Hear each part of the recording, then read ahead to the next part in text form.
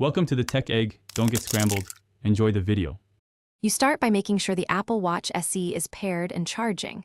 Syncing runs reliably when the watch is on its charger and near your iPhone. Once done, open the iPhone Watch app and go to My Watch, then tap Photos. You need an album prepared in Photos, create or pick one, because the Watch app will only sync a single album.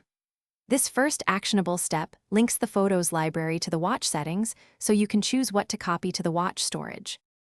Next, you select the actual album to sync.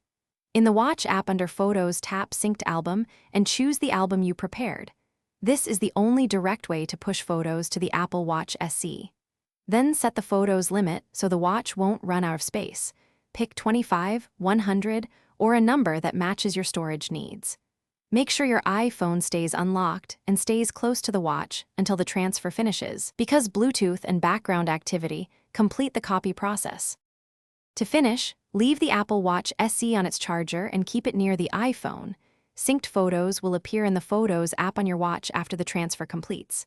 If you run into problems, first toggle the synced album off and back on, then restart both devices. This often fixes stuck transfers. Also, make sure the watch has enough free storage and that the iPhone's Photos permissions are enabled. If iCloud settings interfere, ensure the album itself is fully downloaded on the iPhone. Thanks for watching. Consider subscribing if I helped unscramble your problems.